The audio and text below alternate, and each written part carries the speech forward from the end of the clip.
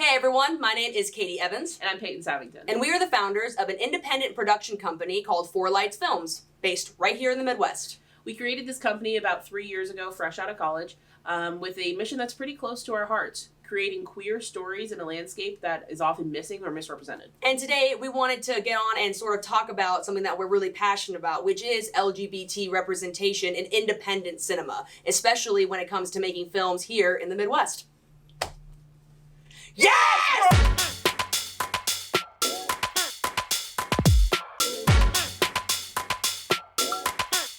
All their dreams came true. What video are we doing? So over the past 3 years, we've created 4 feature films that has centered queer characters and storylines. Not as side characters, not as comic relief, but as the heart of the story. And that's been really intentional. As a queer producer, actor, and screenwriter myself, I know how hungry people, especially in the community, are for these kinds of stories that actually reflect the queer experience rather than used so quickly as a one-liner, as a lot of mainstream media really does these days. Yeah, exactly. And as a non-binary director, I've seen firsthand how queer characters get tokenized in film, especially Midwest market. Yeah. They'll show up for maybe one scene, deliver one quirky line about their identity and how they're going to change the world with it, and then disappear. Or worse, become the tragic figure whose purpose is only to teach the straight characters a lesson. And as we've gotten into this, we've really noticed the pattern consistently in regional filmmaking. And there's this assumption that queer stories won't connect with a Midwest audience. And people assume there's no audience for them in the center of our country. They assume it's all on the coast. Who would possibly connect where we are? But that's just not true. Yeah, that's not true. In our 3 years of making films and screening them across the region, we found that audiences are craving these authentic stories. They want to see queer characters who are complex, have lives outside their queerness, who drive the plot, who get to be heroes and villains, and everything in between. We really wanted to dive deep into this topic and talk about the victories that we've had, but also some of the challenges that we've had as queer filmmakers with where we are, because while there are so many unique opportunities that you could have as a queer filmmaker in the Midwest that I don't think are often seen or seen the light, there are also many challenges that many people can probably guess, they are the ones that you'd initially think, but also we'll talk about how we overcame them. Absolutely. And how others can overcome them, but also the joys of those challenges. And I think those we kind of want to get into today. So let's get started. There you go. Okay. Oh my god. Okay.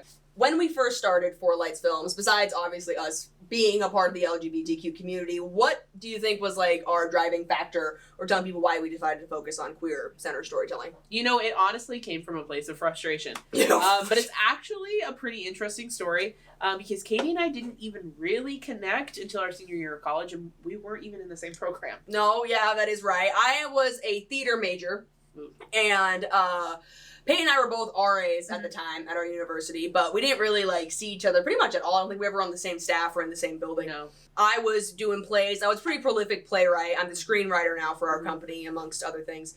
But I was writing plays, doing all my thing, running around. And it wasn't until my last play, my senior year, that Peyton sort of jumped on over and jumped in, and some pretty intense stuff started happening. So I was a history major, and I was very focused on my history degree. I was writing my senior thesis. I just want to do my paper.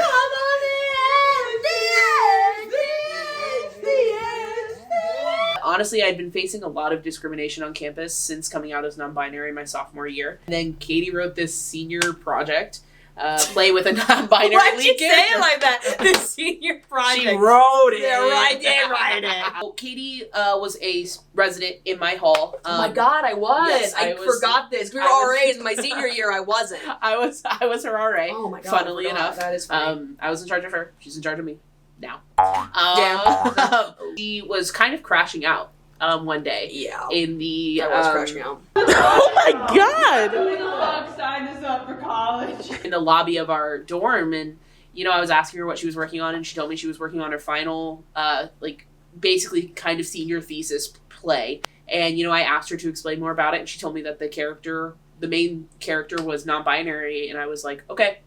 And I hopped right onto the project. It was like immediate. I dropped everything, and I was like, okay. It was kind of like a fun little connection that we weren't expecting, you know? But that play was intense. It was. And it turned out to be one of the most intense semester of my, and not to speak for Peyton, but Peyton's life, because that play faced a lot of controversy, and part of it was a non-binary lead. These themes shouldn't be done at a collegiate level, and that it was too intense, and that the show should be shut down. Boycotts were being brought up, and that was really hard to hear because it was shocking. It was. It was definitely, the resistance was,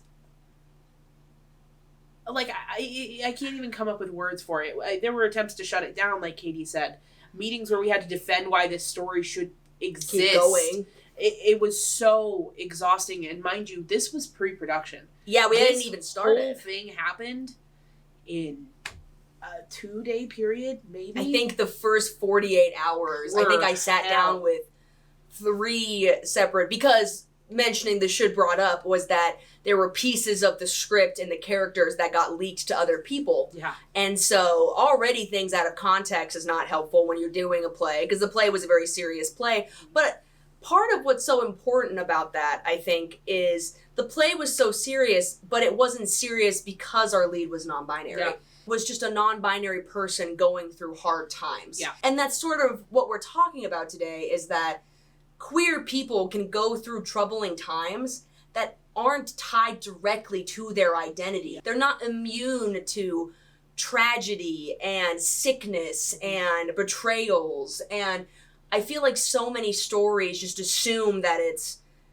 oh, your biggest struggle is your identity. Yeah. You're done, you know? Well, and that was so hard to hear, was that no one wanted to hear this story unless it was tied to that identity. Absolutely. And it was kind of shocking to me that because this queer story wasn't about the queer / non-binary person getting, attacked for their queerness, it wasn't okay.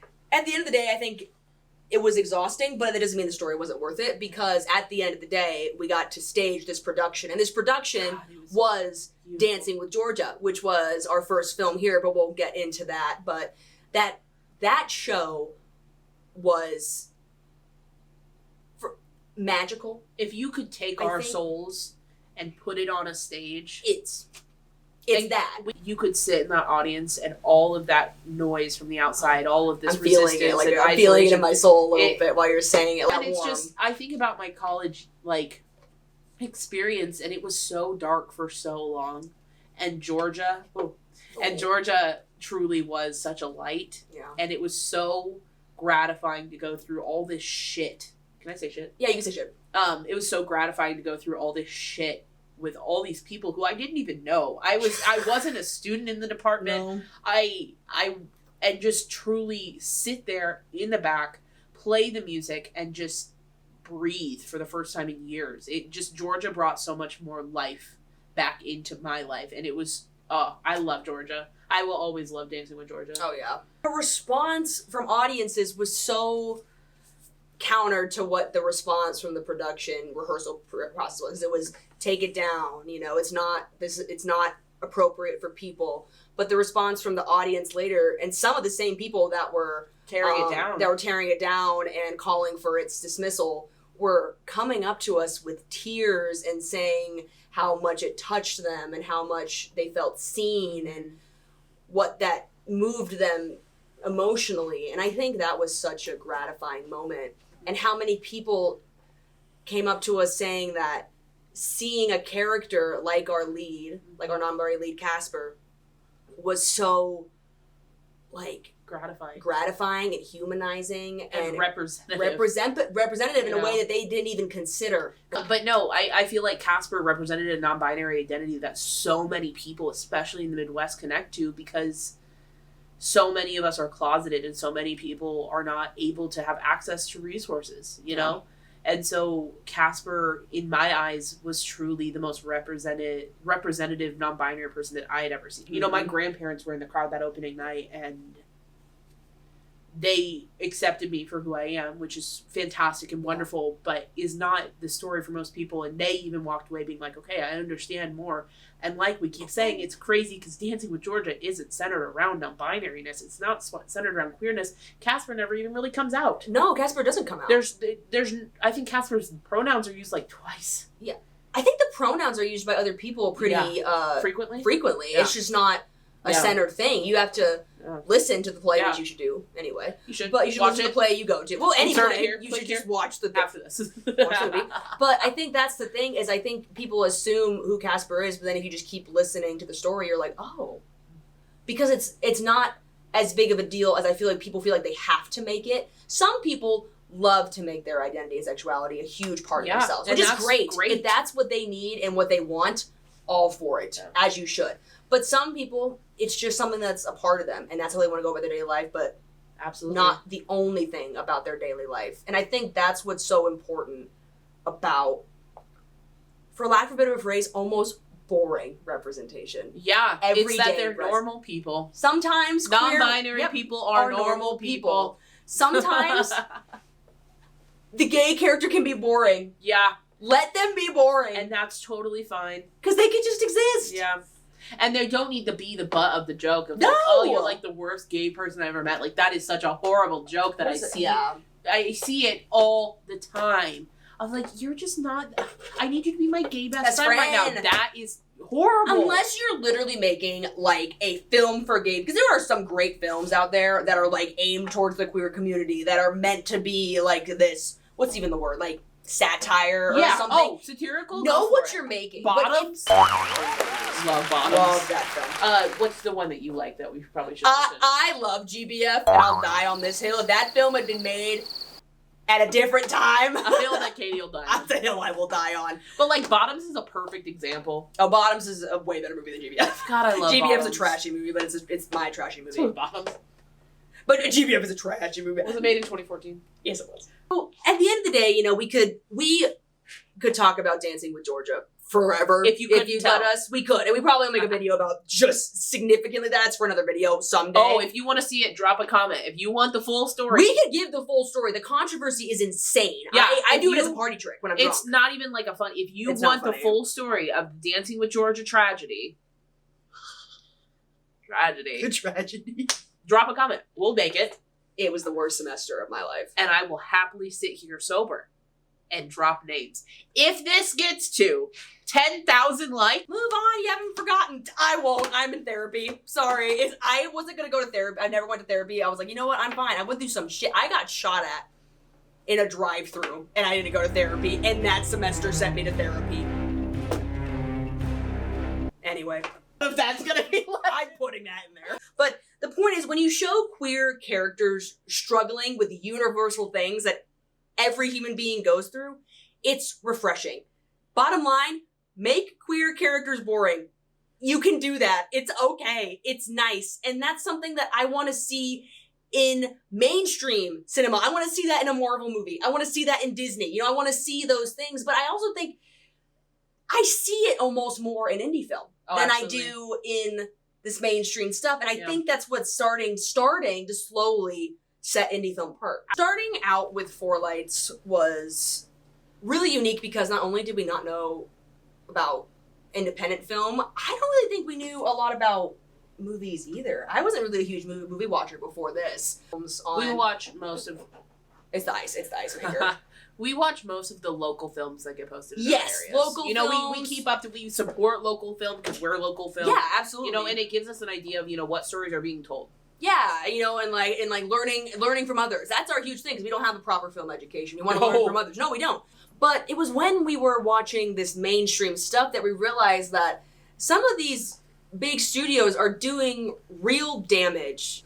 When big studios tokenize queer relationships or reduce them to stereotypes, it doesn't just, number one, hurt box office numbers, because when you see that in a trailer or you see that in a preview, a lot of our community doesn't want to see that, number one, and our community makes up more than I feel like these studios realizes. It actively damages the community in the way it can be seen by others. Absolutely. When the only representation people see treats queer folks as the other, or as teaching moments, it reinforces the idea that we're not people. Yeah. That we just exist for some grand purpose rather than just living our lives. That should be the foundation of representation in any form, especially cinema, because cinema is something that I feel completely unites people. Absolutely. You are very rarely going to find somebody that just says, there's not a single movie out there I don't like. Some people don't like movies as much as others, but also not even just, I don't even almost like to say cinema, but storytelling in general. Yeah. Characters, because that representation is so important to the people out there who are taking that media in. And that's what we strive for in our films. Yeah. Our characters might be queer, but they also get their oil changed in their car. Yeah. They go to the grocery store. They have dirty apartments and they have clean apartments. They get the mail. They go to bed. They wake up. It's the stuff that makes us all human. Queer people have things that they do that isn't just being queer. Yeah. Like, I'm a non-binary person and I get my oil changed and I can guarantee... Do you know how you get your oil changed? No. You try to get your oil changed. And it's because I'm queer. Yep. That's the only reason. Joke's That's on it. you. Joke's on you, actually. Homophobes. Got you. We actually brought you here for an To intervention. ask you how to change the oil. I think the biggest thing about our films is that we show queer people being queer people. And the main part of the story isn't... Like, we've never done a story about somebody coming out. And That's not what we aim for because that story's been told. yeah. Not saying that those stories aren't valid and should be seen. Yeah, no. But our stories aren't on that. They're not based in that because so many other mainstream medias are just now getting to coming out. Yeah. Why would we do that if we can tell other stories? And I don't want to, paint all of the Midwest with one big giant brush. Oh, no. That's not, the There's point. so many many identities in the Midwest. There's so many. And I think that's why we feel so passionate about this. There are so many identities that people don't always think about when you think of the Midwest. But the reason I want to bring it up is because there are also equally so many tropes that we still fall into, like the bury your gays and the tokenism and the one-liners and the butt of the joke, that I feel like bringing this up is so important because so much of the work I've seen, though, I feel like is open to this discussion. That's what separates indie filmmakers from these big studios sometimes, is the studios are looking at the paycheck. Absolutely. Which comes with its own, do's and don'ts and all that stuff, which, that's its own argument of itself. And but we don't have rules here. I mean, genuinely, We don't. at an indie level, you have less rules.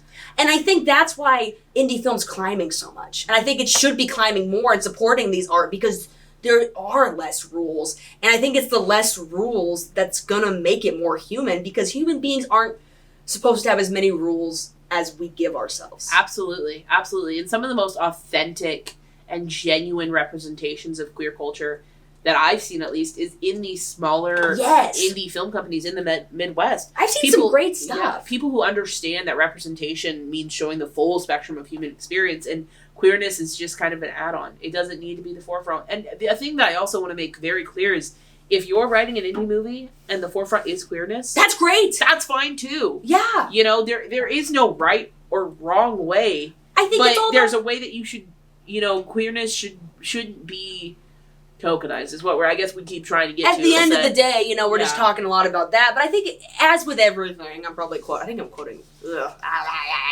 Thanos here, which is, I don't know if I like that. But isn't it at the end of the day all about balance? Isn't that what he's saying? It's like balance and everything. I think so. He says something like that, but it's true. Not saying we watch movies. Yeah, we watch movies. Yeah, we watch movies. We watch movies. Sign me up for Endgame. I'm pretty sure he says it in Infinity War too. I don't even think it's Endgame. All equally balanced as all things should be. Tell me if I got that right. I just got rid of all the homophobes, not just all the transphobes, all the TERFs. Bye. Where'd they go? Technically, only got rid of half of them. That's how the movie goes. Gone. It's better than none. But anyway, film that's ever existed with queer characters is only about them being queer, you have a problem. But if every film that's ever existed that has queer characters is only very boring queer characters, that's a problem. When mainstream media puts queerness at this point of, resistance and fear and anger and hurt and these, essentially in a lot of films we're seeing queerness only being represented in hate crime situations. And it's not escapism. It's escapism for some of your audience. Yeah. It's not escapism for everybody. And I'm sorry, I know that's going to make people uncomfortable. The fact that queerness won't be centered at the idea of tragedy in the future, but it's going to happen and it's going to have to be normal. And it is normal. That's the biggest thing. It's the fact that the more we push out this narrative of queerness only exists, like we said earlier, as a purpose driver or as a tragedy, then people will never come around to the idea of queerness, ever. And that's why we're seeing such a polarized society. It's because queerness, for some reason, is polarizing when it is just normal. Being queer is normal. As we're wrapping on this video, Yeah. because again, we can talk for days. Absolutely. I want to be clear about what we've sort of wanted to get across what we're talking about, is that we are committed at Four Lights to continue telling these stories centered around our queer characters and our straight characters alike. But when it comes to our queer representation in our films, we're committed to telling their powerful stories and the ones that are centered on their identity. But we are equally as committed to telling the stories that show the softer and the mundane and the boring side too. Yeah, absolutely. And, this isn't just a Pride Month thing. No. The everyday joys, the small victories, the mundane beauty of just existing. Those moments deserve their time on screen and their space in life just as much as the dramatic, transformative ones. Pride Month at Four Lights, and I know this is going to sound soapboxy and corny, but Pride Month at Four Lights isn't a month. It happens all year round. We accept every identity, every, feeling, emotion, every, moral and ethic is something that comes across our screens. We're not going to have the most perfect characters, and we don't want to have the most perfect characters because that's not real. We're calling other people to start being four freaks running around the camera. Not even necessarily four. It can be one of you. Yeah. Because authentic storytelling matters at all levels. Absolutely. Whether you're $1 million corporation that we were talking about, or you're one person with a tripod and an iPhone and a ring light. Yeah. It matters at all levels. Yeah. Queer people, allies, mix of both when you're not really sure where you are. Your story matters, and telling it authentically, it matters. And if you're not a filmmaker yourself, support the artists who are doing the work. Go to indie film screenings, share our movies, share other people's movies. So whether you're behind the camera or in the audience or acting on screen, help us keep holding up that mirror to authentic storytelling, because it is so important. And the life that we live in right now, it can be scary, it can be challenging, but your voice matters and every dream is important. And we really challenge you to strive for the stories that you want to tell, because we got the chance to do it, and right now it's really been paying off. And so I don't think I could be at a different place where I could encourage somebody more to pick up that camera and start running around. Absolutely. Subscribe to the channel because we have a new film coming out soon. Trailer is going to be coming out soon for Left Down Raven Street, and we're going to be posting some more films soon. Not videos, not films. One film. One. More to come, though. Watch the other films. More to come, but yeah, thank you so much, and we'll see you on right here, right here, on the indie screen. Support local art. Support local art. Oh, we gotta come up with a new outro. I thought that was so fun. I love that.